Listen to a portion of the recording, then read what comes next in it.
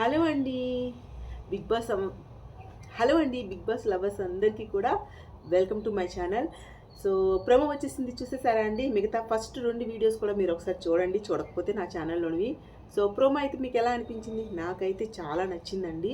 So house అయితే చూస్తుంటే same మనకి సీజన్ 7లో ఉండే హౌస్లానే అనిపిస్తుంది కదా, నాకైతే అలానే అనిపించిందండి.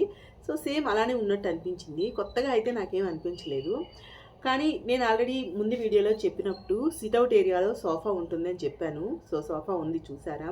అలాగే మనకి ఎంట్రన్స్ డోర్ ఒకసారి మీరు అబ్జర్వ్ చేశారా? ఎంట్రన్స్ డోర్ అనేది మనకి ఇలా లాక్ షేప్లో ఉంది.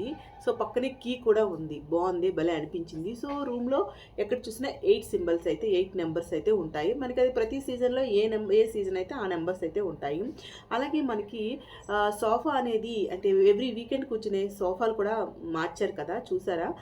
మీరు ప్రోమోలో అబ్జర్వ్ చేస్తే సోఫాలు అనేవి ఏంటంటే ఒక్కొక్క సీజన్లో ఏంటంటే వెనక్కి కూర్చునే వాళ్ళు సోఫాలో ఫస్ట్ రోలో కూర్చున్న వాళ్ళకైతే కనిపిస్తారు. సో సెకండ్ వెనక కూర్చునే వాళ్ళు వాళ్ళ డ్రెస్సింగ్ అని ఏమి కనిపించదు. అందుకని ఈసారి ఏం చేశారంటే మధ్య మధ్యలో ఖాళీ ఇస్తూ కూర్చున్నది వెనక్కి చేరపడడానికి కూడా కొంచెం చిన్నది ఇచ్చారనమాట, బాగుంది.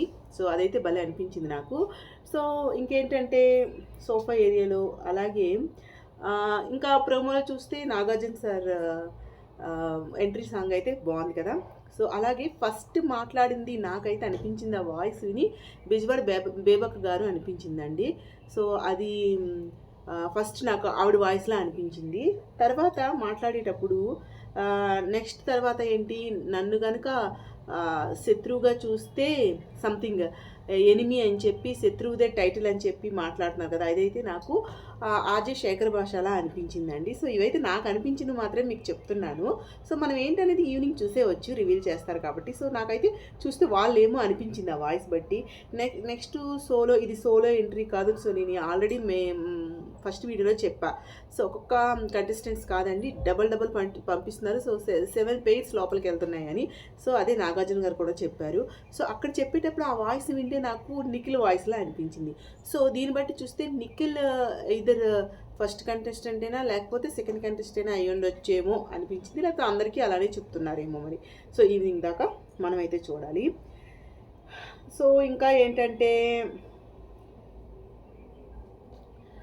ఇంకా చూడాలి. నాని గారు వచ్చారు, గెస్ట్లు అయితే చెప్పాను కదా, ఒక 3 మెంబర్స్ అలా వస్తున్నారని. నాని గారు వచ్చారు సరిపోదా శనివారం మూవీ నుంచి, హీరోయిన్ వచ్చారు. అలాగే 35 మూవీ నుంచి మనకి నివేదిత థామస్ గారు, అలాగే దగ్గుబాటి రానా గారు వచ్చారు. సో ఇంకో డైరెక్టర్ ఎవరో వచ్చినట్టున్నారు. సో వీళ్ళందరూ కూడా గ్రాండ్ ఈవెంట్ కాబట్టి ఫస్ట్ మనకి ఓపెనింగ్ రోజు కాబట్టి వచ్చారు. సో వాళ్ళు కూడా లోపలికి వెళ్ళినట్టున్నారు. సో అక్కడ చాలా ట్విస్ట్లు ఉంటాయని ఎండ్లెస్ అని చెప్తూ ఫస్ట్ రోజే ఏదో ఫిట్టింగ్ పెట్టినట్టున్నారు. అదేంటంటే ఆల్రెడీ 14 మెంబర్స్ వెళ్ళిపోయాక ఇప్పుడు ఒకళ్ళు వచ్చి ఎలిమినేట్ అవుతారు అని చెప్పారు. సో మనకు అది చూపించి జస్ట్ ప్రోమోని ఆఫ్ చేసేసారు. సో దీన్ని బట్టి ఏంటంటే ఏదో ట్విస్ట్ పెట్టినట్టున్నారు.